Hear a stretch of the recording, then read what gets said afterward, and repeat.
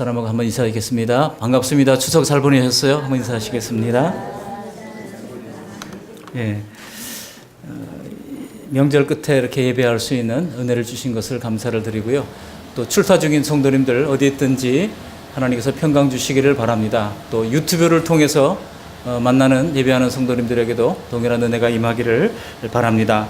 오늘은 여전히 이어지고 있는 이 다윗의 도피 생활 가운데 다윗이 이제 생명 보존을 위해서 적국이었던 블레셋이라는 나라에 망명했다는 이야기를 다루고 있습니다. 다윗의 나라에는 하나님의 나라가 숨어 있죠. 예수님의 나라가 감추어져 있습니다. 그렇지만은 인간적인 다윗의 모습은 우리의 죄성을 가진 인간의 자화상을 그대로 보여주고 있습니다. 그렇기 때문에 우리를 끈질기게 따라가 다니는 이런 내적인 죄성의 문제들과 또 외적인 이 믿음의 시련들을 우리는 다윗의 모습을 통해서 살펴볼 수가 있습니다. 오늘 본문에는 다윗이 10년 동안 지긋지긋한 이 사울 왕의 추적을 피해서 도망 다니다가 도저히 이제는 지쳤다 하면서 이 사울 왕의 추적을 피해서 이제 이웃 나라로 망명하는 장면입니다. 블레셋으로 정치적 망명을 떠납니다.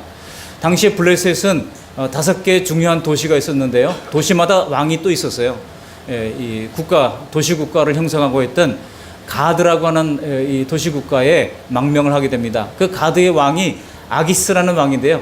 이미 다윗이 이 가드에 망명한 것이 첫 번째가 아닙니다. 이미 사무엘상 21장에 보면은 그가 망명했다가 누군가가 이 골리앗을 죽인 장수 아닙니까? 라고 항의를 하니까 다윗이 침을 흘리면서 대문 곁에 어그적거리면서 미친 채 해가지고 몰래 빠져나오는 그런 일도 있었다는 것입니다.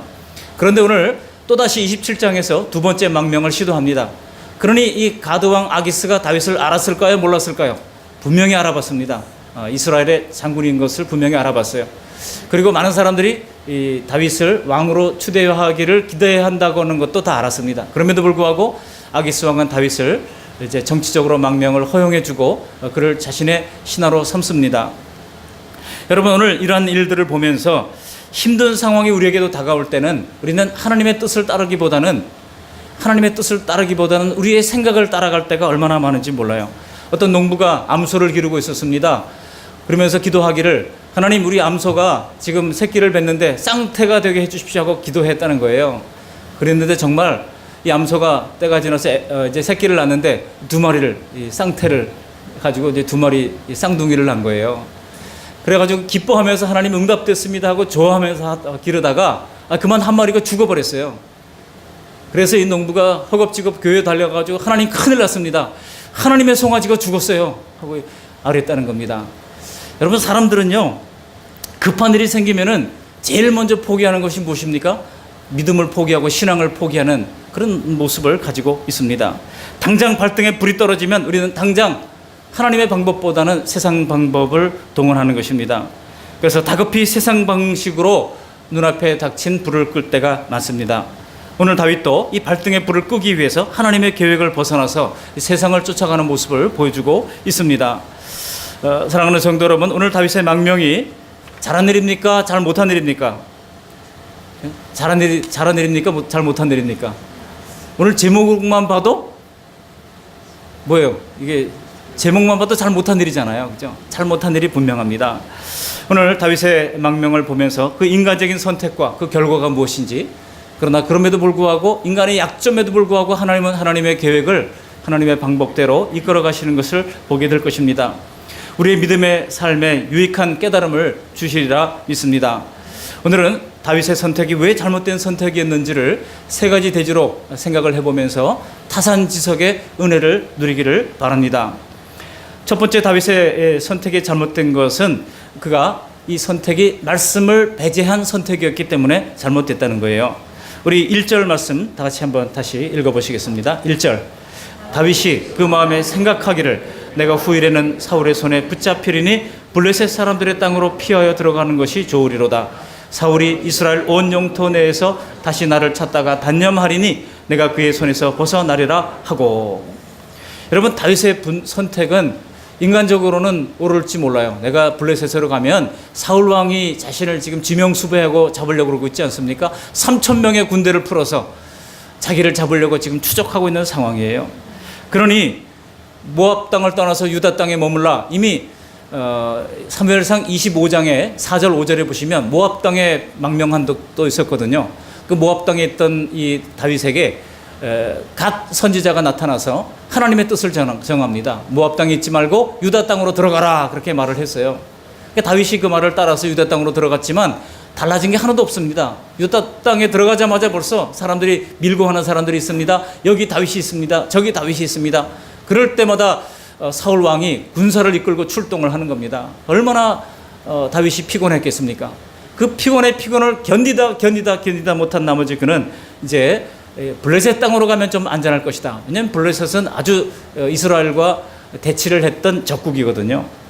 그래서 인간적인 면에서 어쩔 수 없는 선택이라고 생각하면서 그가 이제 블레셋으로 망명을 하게 된 것입니다.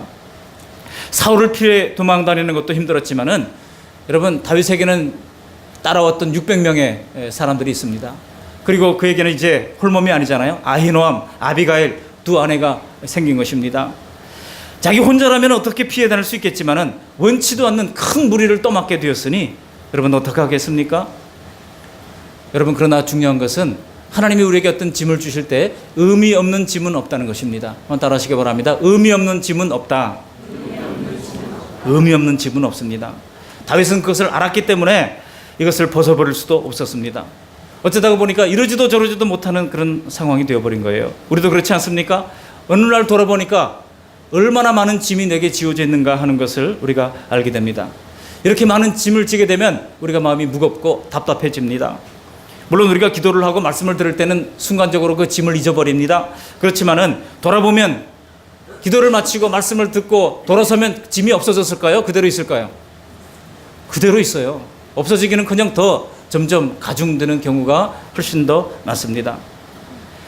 그래서 다윗에게 가장 빠른 해결 방법이 뭡니까? 일단 사울의 칼날을 벗어나는 거예요. 그러려면 비록 이스라엘의 대적이라도 블레셋으로 망명 가는 방법밖에 없었다는 겁니다. 여러분, 내가 만일 그 다윗의 입장이라 그러면 여러분 어떤 선택을 했겠습니까? 하나님의 뜻은 아니지만 당장 눈에 어떤 해답이 보인다고 그럴 때 그걸 우리가 외면할 수 있겠습니까? 지금 이 상황이 그렇잖아요. 여러분, 자식들 공부는 시켜야죠. 집세는 올라가죠. 물가는 뛰고 있죠.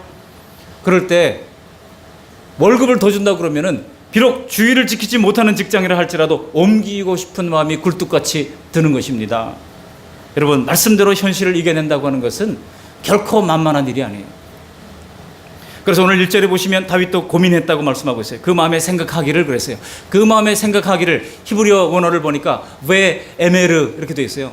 이 에메르라고 하는 말이 원래 아마르라고 하는 말, 생각하다, 말하다, 또 말씀하다, 나누다 이런 뜻을 가지고 있는 단어인데요.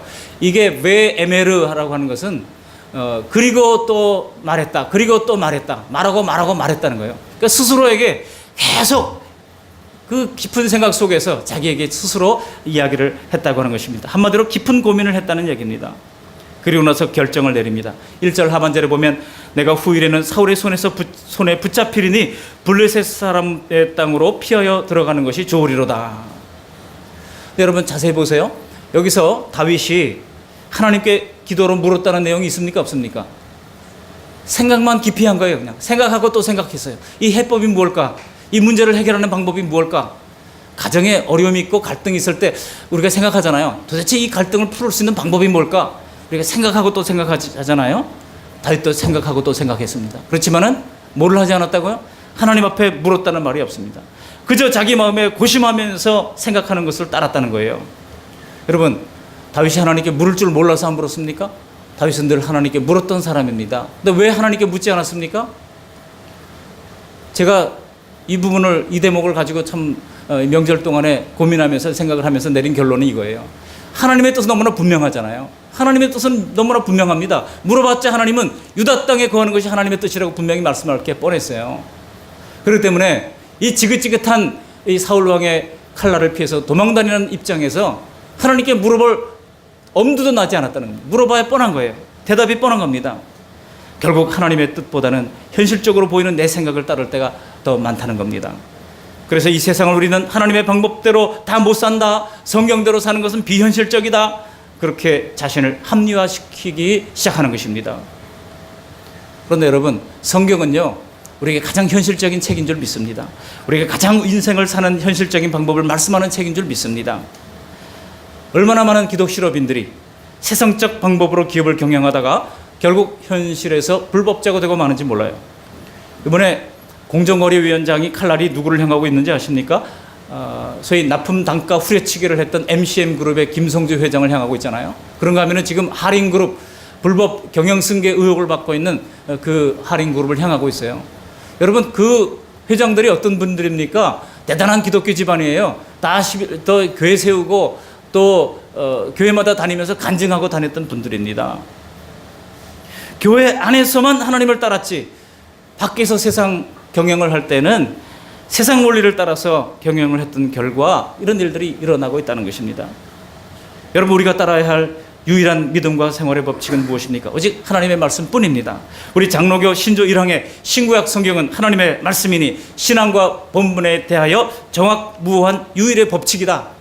여러분, 이 말씀, 요 구절은요 글씨 하나 토시도 틀리지 않고 우리 장로고시를 보면 거기 시문제 반드시 납니다. 그죠?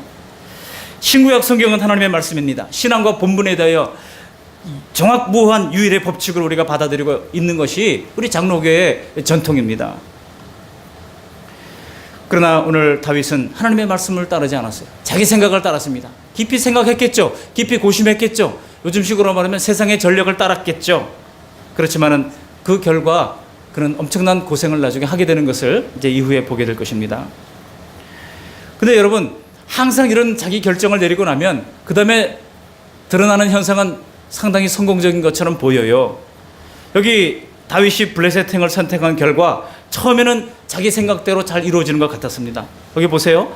블레셋에 넘어간 다윗을 이제 사울 왕이 더 이상 수색하지 않기로 하죠. 포기합니다. 그리고 또 적국이라고 염려를 했던 그 블레셋의 가드왕 아기스가 다윗을 환대해 줍니다. 이미 21장에서 망명한 적이 있었을 때는 미친 척해서 도망갔지만 이번에는 아기스 왕이 서둘러서 그를 맞아들입니다.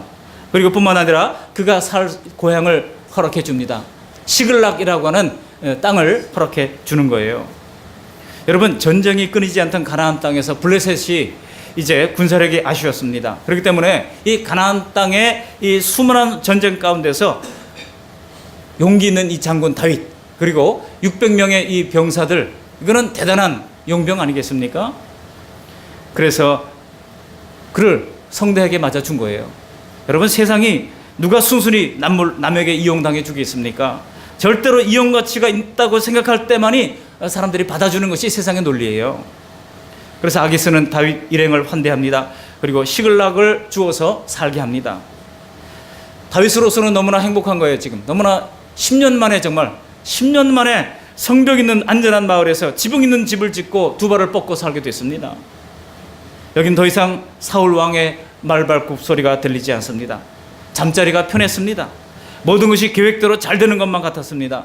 그렇게 7절에 보니까 시간이 얼마나 흘렀어요? 1년 4개월이 지났다는 겁니다. 1년 4개월 동안 아주 편안한 그런 삶을 살았습니다. 근데 여러분, 과연 시글락은 다윗이 생각했던 대로 그런 편안한 안식처였을까요? 그렇지가 않습니다. 시글락은 더 이상 그에게 안전한 안식처가 아닌 것입니다. 그것은 차후에 말씀을 드리겠습니다. 여러분, 두 번째로 다윗이 왜 이 선택을 잘못했는가? 다윗의 선택이 잘못된 선택인 두 번째 이유는요, 은혜를 메마르게 한 선택이었기 때문이라는 거예요. 뭐를 메마르게 했다고요? 은혜를 메마르게 한 선택이었다는 것입니다. 여러분, 이전에 다윗이 험악한 광야에서 사울 왕에게 쫓길 때는요, 하나님의 보호를 확신하는 수많은 시편을 지었습니다. 아마 다윗의 시편을 우리가 읽다 보면은 당시에 노벨 문학상이 있었다면 다윗은 분명히 노벨 문학상을 거머쥐었을 사람입니다. 얼마나 많은 시편을 지었는지 몰라요. 여러분, 시편 23편 같은 경우도 자신의 아들 압살롬이 자신을 죽이려 할 때 이제 왕국에서 쫓겨나면서 지었던 시가 시편 23편 아니겠습니까? 여호와는 나의 목자시니 내게 부족함이 없으리로다. 그 고난 속에서 하나님을 신뢰하면서 이제 수많은 주옥 같은 시편들이 흘러넘쳤습니다. 시편 59편을 보시면은 16절에 나는 주의 힘을 노래하며 아침에 주의 인자하심을 높이 부르오리니 주는 나의 산성이시며 나의 환난 날의 피난처이심이니이다. 환난 날의 피난처 되시는 주님, 또 이제 사울의 칼날 앞에서 산성 되시는 주님을 그가 고백하면서 수많은 시를 지었던 것입니다. 그렇게 광야에서 도망하는 중에도 하나님의 보호와 하나님의 평안에 대해서 주옥 같은 수많은 시편을 토해냈습니다. 그런데 여러분, 시글락의 시절에 시글락 1년 4개월 있는 동안에 다윗은요 단 한 편의 시도 남기지 않았습니다. 여러분, 왜 그럴까요? 지금 육신은 편할지 몰랐지만 중요한 것은 은혜가 메말랐다는 거예요. 뭐가 메말랐어요? 은혜가 메말랐습니다. 은혜가 메말은요 기도하러 나와도 기도가 되지 않아요. 여러분, 기도줄이 잡힌다 그러지 않습니까? 새벽을 깨어 기도할 때 그냥 자기도 모르게 터져나오면서 하나님 앞에 엎드려 기도하다가 30분이고 1시간이고 2시간이고 기도할 때가 있잖아요. 은혜가 메마르면요 기도도 메마릅니다. 기도가 안 돼요. 아멘도 메마릅니다. 아멘이 없어요. 여러분, 우리가 예수님 안에서 하나님을 의식하며 살 때 입술에 찬송이 있습니다. 마음에 즐거운 노래가 흘러나옵니다. 그러나 하나님을 등지고 세상을 바라보면 수고와 슬픔뿐인 이 세상에서 구슬피 이제 처량한 그런 노래밖에 더 나오겠어요? 그러나 우리가 하나님을 향해 서면 광야도 아름다운 것입니다. 따라 하시기 바랍니다. 하나님을 향해 설 때 광야도 아름답다. 다윗의 생애 오늘 이 시글락 사건은요 가장 일생일 때 부끄러운 순간입니다. 제가 생각할 때 다윗의 일생일 때 실수 중에 하나가 바로 이거예요. 첫 번째가 바세바 사건으로 말미암은 이 처량한 다윗의 모습입니다. 그리고 두 번째가 이 시글락으로 피난 갔던 때 사건이 아닌가 이런 생각이 듭니다. 시글락은 다윗이 생각해도 영원히 머물 곳이 아니었어요. 내가 지금 피난 중에 있고 나는 사무엘로부터 이제 기름 부음을 받았지 않았습니까? 그랬으니 분명히 왕이 될 건데 그런 생각을 했다는 겁니다. 그러니 그 600명의 사람과 더불어서 거기에 정착해서 살려고 하지 않았어요. 산업을 일으키지 않았어요. 농사를 짓지 않았습니다. 그러다 보니까 생계를 위해서 했는 일이 뭐예요? 생계를 위해서 이제 도적대 같은 생활을 할 수밖에 없었다는 것입니다. 그래서 여러분 8절부터 보시면, 오늘 우리가 읽지는 않았습니다만 8절에 보시면 다윗이 그술 사람, 기르스 사람, 아말렉 사람들을 침노해가지고 전쟁을 일으킵니다. 그래서 그 땅을 쳐서 남녀를 죽이고 양과 소와 나귀와 낙타와 의복을 빼앗았다고 말하고 있습니다. 그리고 9절 하반절에 보시면 그중 일부는 아기스 왕에게 뇌물로 바칩니다. 뇌물을 받은 아기스 왕이 이거 어디서 얻었느냐고 얘기를 할 때는 거기다가 거짓말까지 더합니다. 여러분, 세상 원리대로 살면 거짓말을 안 할 수가 없어요. 여기 10절에 보시면 다윗은 자기가 침략한 곳과는 전혀 다른 곳을 말하잖아요.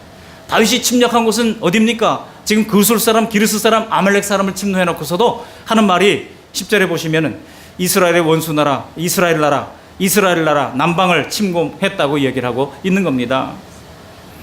이스라엘의 원수 나라 이 블레셋의 장군이 되어버린 이 다윗.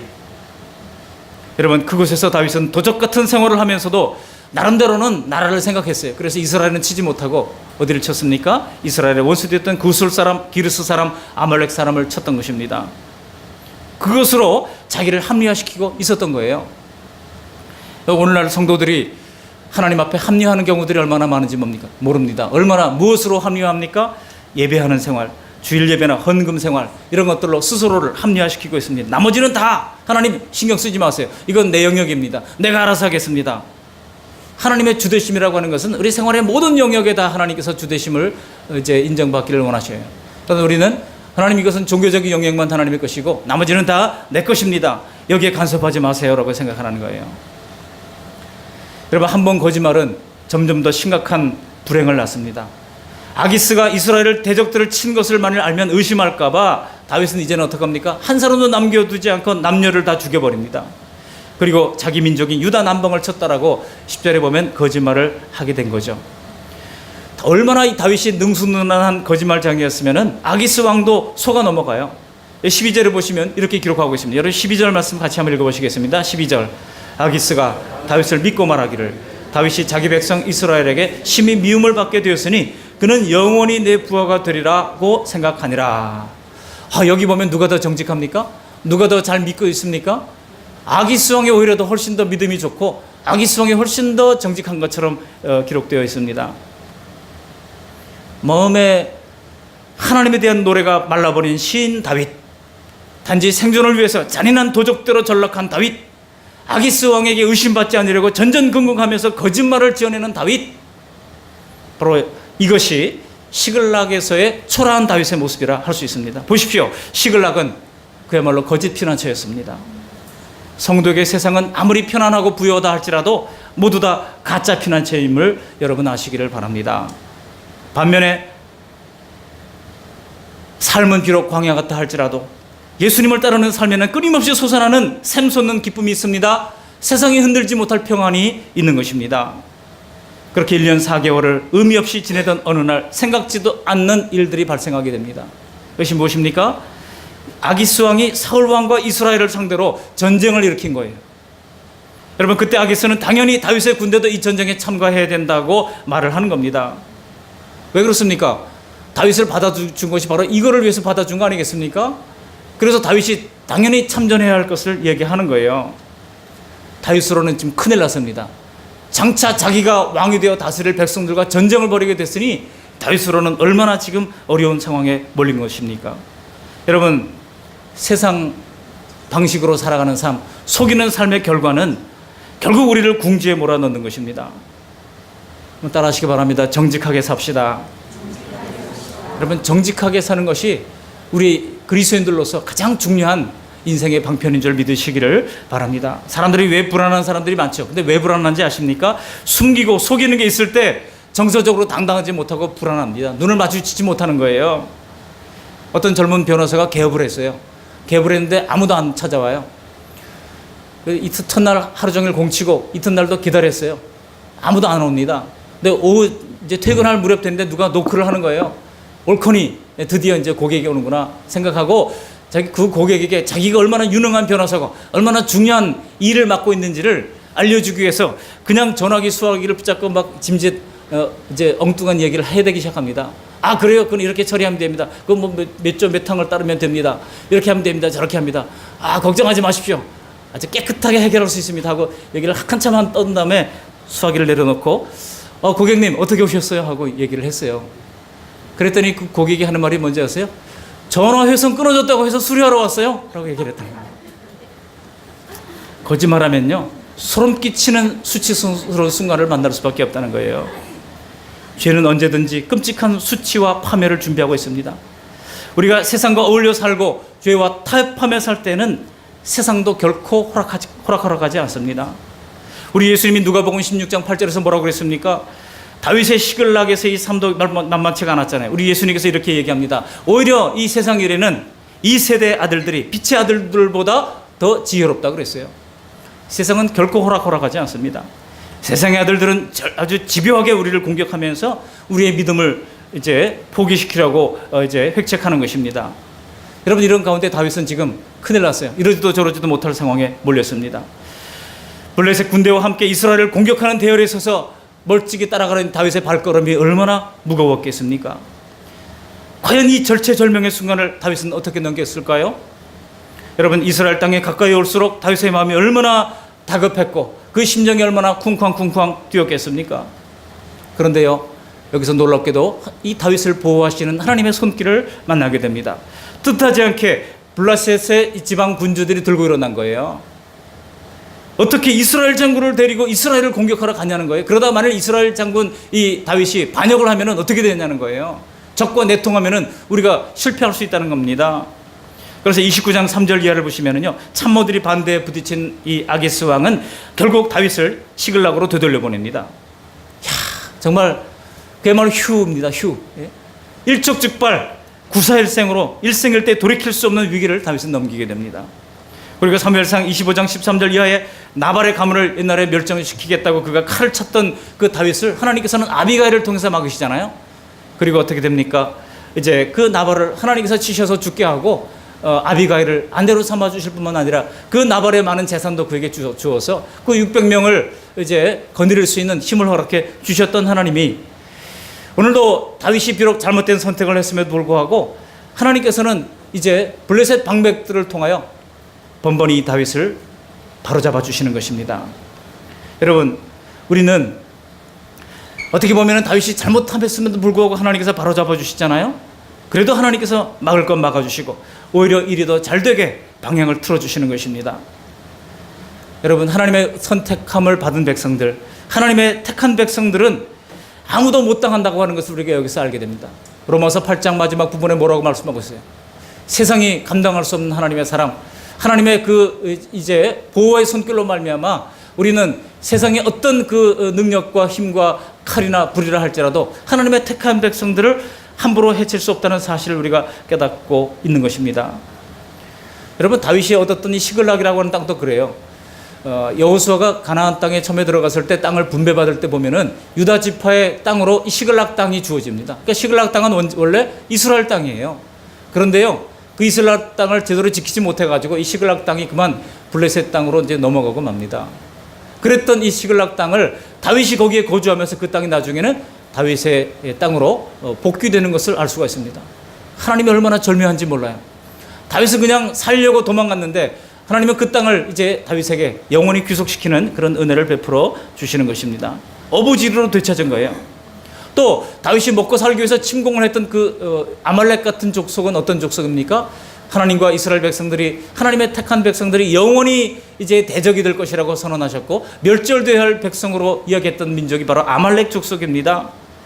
자기 일 하려고 처리했던 그 아말렉이 알고 보니까 이제 하나님의 뜻을 이루는 통로가 되었다는 겁니다.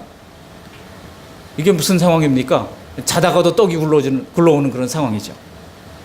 여러분, 사무엘의 기록자가 왜 이런 것들을 계속 기록하고 있을까요? 무슨 의도로 이것을 꼭 집어서 기록했을까요? 왠지 우리가 사무엘상을 쭉 읽어보다 보면은 이 다윗의 실수에도 불구하고 가장 선한 길로 인도해 주시는 하나님의 능력의 손길을 우리가 발견하게 됩니다. 그 이유는 무엇입니까? 다윗의 연약함과 다윗의 죄성에도 불구하고 뜻밖의 얻은 성과를 은근히 축켜 세우는 그런 느낌을 우리가 배제할 수 없는 이유는 무엇입니까? 그것은요, 성경 전체에 흐르는 어떤 주제를 말씀해 주고자 하는 거예요. 그 주제가 뭔지 아십니까? 하나님은 하나님의 방법대로 택한 백성들을 이제 세워간다는 겁니다. 이미 하나님께서는 사무엘하 7장 12절 이하에 보면 다윗 언약을 세우지 않습니까? 하나님이 다윗과 맺은 다윗 언약 때문에 다윗은 그의 왕국을 이제 하나님께서는 보호하시고 다윗을 세워주시고 인도해 주신다는 것입니다. 여러분, 다윗 언약이 무엇입니까? 내 집과 내 나라가 내 앞에서 영원히 보존되고 내 왕위가 영원히 견고하리라 라고 하는 것이 바로 다윗 언약의 내용이에요. 사무엘하 7장 16절의 말씀입니다. 여러분, 그래서 이스라엘 이 유다 백성들은요, 다윗이 나라가 영원히 계속될 줄로 알았어요. 근데 여러분, 바벨론에 의해서 BC 586년 유다가 멸망당하지 않습니까? 그럴 때 사람들은 혼돈스러웠습니다. 아니, 그러면 다윗 언약은 무슨 뜻이냐? 여러분, 다윗이 언제 사람입니까? 다윗은 예수님 오시기 1100년 전에 있었던 사람이에요. 그랬는데 다윗은 시편에 뭐라고 그랬습니까? 자기의 1100년 후에 오실 예수 메시아를 내 주라고 고백하면서 그가 오실 메시아에 대한 기대감으로 시편은 가득 차 있는 것을 우리가 보게 됩니다. 비록 그가 메시아보다 훨씬 먼저 왔지만 다윗의 후손으로 오실 메시아, 그러니까 그것은 육적인 혈통을 말하는 것이 아닙니다. 영적인 메시아. 그래서 유다 지파 다윗의 후손으로 오실 예수님으로 말미암아 영원한 하나님의 나라가 세워지게 될 것을 그가 말씀하고 있는 것입니다. 여러분, 다윗 언약을 믿는 사람이 하나님의 백성이 되는 것입니다. 다윗은 자신의 후손인 예수 그리스도를 통해 주어질 구원의 언약을 하나님과 맺은 사람이면서 동시에 그 언약 백성대로 살았던 최초의 백성이라 할 수 있습니다. 그러므로 다윗의 시편은 온통 그가 믿고 고대하는 그리스도로 꽉 차 있는 것을 우리가 보게 됩니다. 다윗이 원수 아말렉을 이기고 본래 이스라엘에게 주셨던 잃었던 땅 시글락을 되찾게 하신 것도 다윗 왕국이 받을 영광을 미리 암시해 주는 대목이라 할 수 있는 것입니다. 그리고 그것을 결코 인간 다윗이 하는 것이 아니라 하나님이 손수 모든 것을 되찾아 주신다고 하는 사실을 오늘 본문에서 말씀해 주고 있는 거예요. 그렇습니다. 은혜를 입고 축복의 자녀가 된 사람들은 한 일이 아무것도 없어도 그것을 물려받게 되는 것입니다.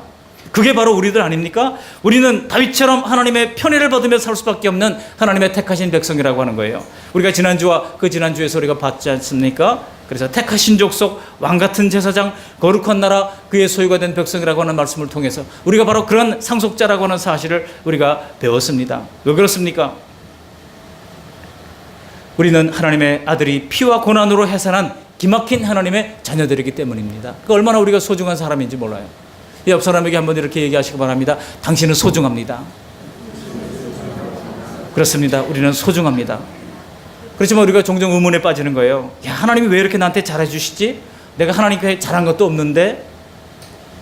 하나님의 눈이 다윗을 왜 그렇게 주목하시면서 잘해 주셨겠습니까? 여러분, 부모는요, 자식이 잘한 거 하나 없어도 자식 편이 들 수밖에 없는 거잖아요. 안 그렇습니까? 결혼해서 자식 낳아서 키워보니까 그렇더라고요. 자식이 잘못했어도 자식 편을 들 수밖에 없는 것이 부모 입장인 거예요. 우리는 영원한 하나님의 자녀입니다.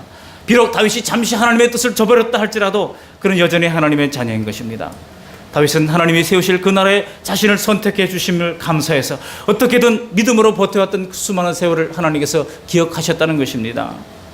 자기 한 몸 감당하기도 힘든데 수많은 식솔들까지 책임지기 위하여 허덕이다가 궁여지책으로 시글락을 선택했던 그 다윗의 그 안타까운 마음을 우리 하나님께서 다 헤아려 주셨다는 것입니다. 오직 하나님만이 그 속타는 마음을 아십니다. 우리도 분명히 하나님의 뜻이 아닌 줄 알면서도 때로 피치 못하게 다른 길을 선택할 때도 있습니다. 그렇지만 그럴 때조차도 하나님은 우리를 긍휼히 보시는 거예요. 그래서 그 길에서 망하지 않도록 보호해 주시고 또 새로운 길로 인도해 주시고 하나님의 뜻으로 방향을 전환시켜 주시는 것입니다. 물론 그럼에도 불구하고 다윗의 잘못된 선택으로 말미암은 책임은 다윗이 져야 했습니다. 세상은 호락호락하지 않죠. 여러분, 이 사건은요 27장에서 끝나지 않아요. 계속 30장까지 이어지죠. 28장은 이제 사울 왕의 이야기가 잠시 나오다가 29장 30장으로 이 이야기가 계속 이어집니다. 다윗이 다 잘됐다고 기뻐하면서 시글락으로 돌아갔더니 어떤 일이 일어납니까? 이번에는 아말렉 백성들이 다윗이 그 빈자리를 와가지고 쳐들어와서 이제 시글락을 약탈해서 불태웁니다. 그리고 여자와 아이들을 모조리 끌고 가버린 사건이 일어납니다. 30장 4절 이하에 보시면 그렇게 이야기하고 있죠. 그랬더니 30장 4절에 다윗과 그와 함께 백성이 울 기력이 없도록 소리를 높여 울었다는 겁니다. 지금 전쟁에 이스라엘과 더불어 싸워야 된다고 끌려가다가 돌아와가지고 좋다고 돌아왔는데 보니까 이제 여자들과 이제 아이들이 다 잡혀갔어요. 울 기력이 없도록 소리를 높여 울었습니다. 게다가 백성들이 자녀들 때문에 마음이 상하니까 어떻게 합니까? 30장 6절을 보세요. 다윗을 돌로 치료했다라고 여기에 기록하고 있습니다. 야, 이건 뭐 설상가상이죠. 다윗에게 이런 위기가 없습니다. 자기를 따라왔던 600명은 지금까지 자기를 철저히 믿고 따라왔던 사람들입니다. 그런데 자식 문제가 걸리니까 다윗에게 돌을 들어 치료했다는 거예요. 그제서야 다윗이 정신이 번쩍 드는 겁니다. 여러분, 요즘 아이들이 얼마나 귀합니까?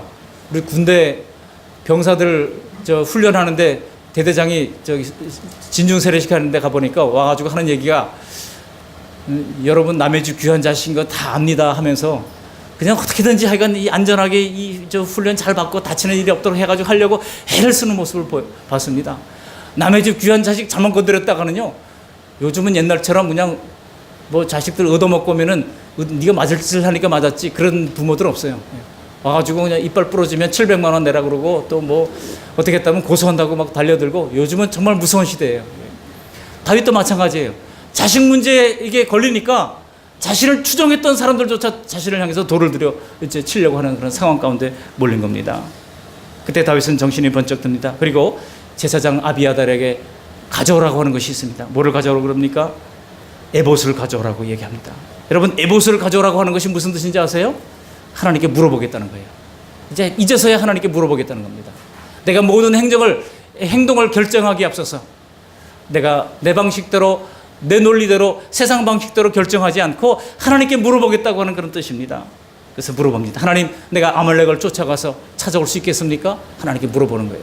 하나님이 쫓아가라 그렇게 말씀하십니다. 그럴 때 이제 쫓아가서 정말 하나님의 말씀대로 이제 아말렉을 쳐서 그 모든 자녀들과 가족들과 그 빼앗긴 것들을 다 찾아가지고 되돌아왔다고 말씀하고 있습니다. 이번에도 하나님은 철저히 다윗 편에 서주십니다. 여러분, 다윗의 이 시글락 행위 왜 잘못됐을까요? 세 번째 이유가 있습니다. 그 세 번째 이유는 뼈아픈 대가를 치른 선택이었기 때문이라고 하는 거예요. 우리는 하나님의 보호와 계획을 벗어난 결정이 얼마나 오랫동안 다윗을 비굴하게 했는가 하는 것을 보았습니다. 다윗이 어떻게 하나님이 뒤를 봐주십니까? 하나님이 뒤를 봐주시지만은 여러분, 하나님이 뒤를 봐주신다고 다 괜찮은 건 아니에요. 대가를 치러야만 했다는 것입니다. 우리는 다윗의 시글락행을 볼 때마다 이 다윗의 인생에서 두고두고 아쉬움을 갖게 됩니다. 두고두고 아쉬워요. 다윗이 출전할 뻔했던 그 전투에서 사울 왕과 그 아들 요나단이 이제 전사를 하게 되는 장면이 이제 사무엘상 30장에 보면 기록되고 있습니다. 여러분, 불과 1년 4개월만 더 유다 땅에 머물면서 참았다 그러면 어떤 일이 일어났을까요? 하나님의 명령대로 유다 땅에 남아서 좀 더 도피 생활을 하다가 길보아산 전투가 일어났을 때 담대하게 하나님의 백성의 군대로 그가 참전했더라면 그 영예가 얼마나 더 올라갔겠습니까? 그리고 사울 왕이 죽었을 때 그는 당당하게 전 이스라엘의 환대를 받으면서 개선장국으로 왕위에 오를 게 뻔했습니다. 사울이 전사한 뒤에 자연스럽게 이스라엘 전체 왕위에 올랐을 것이 분명합니다. 그러나 지금 어떻습니까? 그러나 지금은 적국의 망명을 갔던 그 사건, 백성들은 또렷이 기억합니다. 리더들의 이 움직임 하나하나까지 다 기억하잖아요. 뭐 대통령이 말하는 것까지 다 흉내내면서 기억하잖아요. 예? 사랑합니다. 그러니까 사랑합니다. 라고 얘기하고 다 기억하잖아요. 예. 그런 말 한마디 행동 거지 하나하나까지 다 기억하는 그런 상황 속에서 다윗이 적국에 망명 갔던 거 백성들이 다 압니다. 또 이스라엘 상대로 전쟁까지 벌일 뻔했던 이 사건 백성들이 다 아는 거예요. 그러니 이스라엘 민족이 순순히 다윗을 반겼겠습니까? 결국 다윗은 사울 왕의 죽음에도 불구하고 간신히 유다 지파 한 지파의 왕으로 등극하는 거예요. 그리고 사울 왕조를 고집하는 11지파의 추종 세력과 싸우다가 무려 7년 반이 지나서야 그는 전 이스라엘의 추대를 받게 됩니다. 얼마나 많은 돌아가는 길을 그가 선택했는지 몰라요. 여러분, 빠른 길인 것 같았지만, 더 편한 길인 것 같았지만, 더 유리한 길인 것 같았지만 하나님께 기도하지 않고 내 멋대로, 내 방법대로, 내 생각대로 고심하여 결정한 일들이 우리를 더 오랜 시간 대가를 치르게 했다는 사실입니다. 말씀을 정리합니다. 사랑하는 성도 여러분, 하나님의 말씀만이 우리가 바르고 형통하게 사는 유일한 생활의 법칙인 줄 믿으시기를 바랍니다. 신구약 성경은 하나님의 말씀이니 신앙과 본분에 대하여 정확무한 유일의 법칙이다. 이 사실을 믿음으로 받아들이시기를 바랍니다. 그러므로 말씀과 기도 안에 사는 것이 가장 복된 성도의 삶인 줄을 믿으시기를 바랍니다. 이것을 오늘 말씀을 통해서 잘 깨달으시고 항상 예수님 안에서 하나님의 뜻을 구하며 믿음으로 살아가는 복된 그 말씀의 성도님들 다 되시기를 주님의 이름으로 축원합니다. 아멘. 고마우신 하나님 감사를 드립니다. 오늘 귀한 말씀을 우리에게 들려주셔서 감사를 드립니다.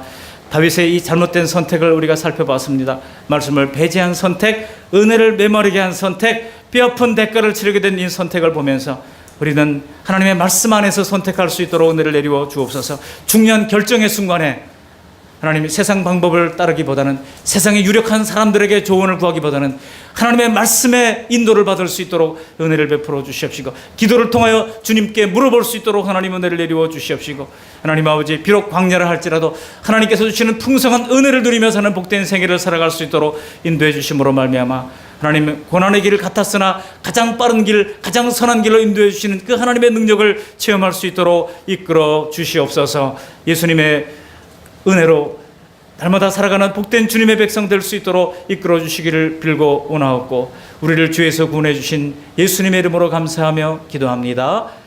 아멘.